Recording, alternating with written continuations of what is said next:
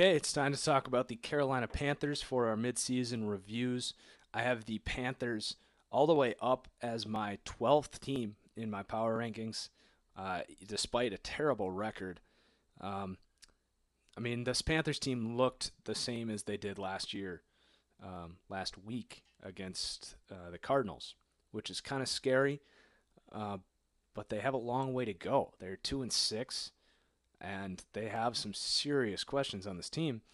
But they seem to have figured a lot of stuff out. The D line looks fantastic, right back, combined with that linebacking core to be probably the best front seven in the league. It's just their secondary has some problems. But on the offensive side of the ball, I just don't know what to think because we remember the team from last year that was a high-scoring offense that could do basically whatever they want.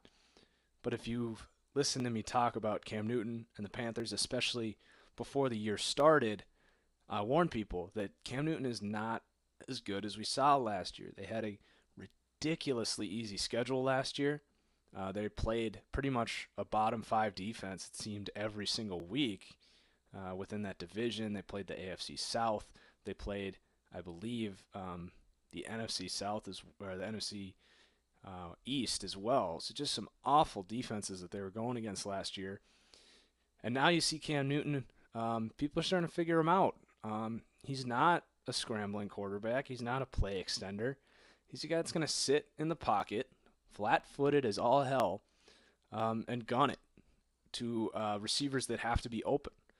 And we see him taking all these hits. He's complaining about it.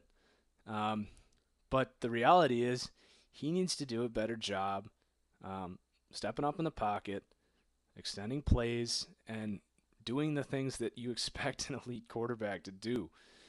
Offensively, they are a good offense. They have Jonathan Stewart getting healthy. He looks great. They still have fantastic receivers. Greg Olsen still somehow underrated in terms of, those top tight ends. He's one of the best receivers in the NFL.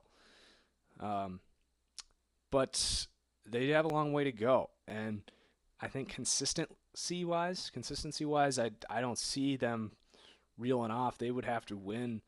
They probably have to go 7-1 to finish 9-7 and maybe win the division. And I don't think they can do that. Just in terms of their secondary is in such bad shape. They're going to have to play teams like the Saints and the Falcons who can just pass wherever they want against this team. And then offensively, they're going to have to score points too. And consistently, I don't see Cam Newton and these guys doing it against good defenses. So I'm not picking Carolina to go on a big run. Some people are. But I'm just not going to do that. They're too far behind. And looking forward, they still have such a great core. Their front seven is young. You still have Luke Kuechly. They'll probably be the favorites to win the division next year, I would think. So I wouldn't panic if you're a Panthers fan. But that's my breakdown of the Panthers. Next, we're going to move on and talk about the final team in the division, which will be the Tampa Bay Bucks. So we'll see you there.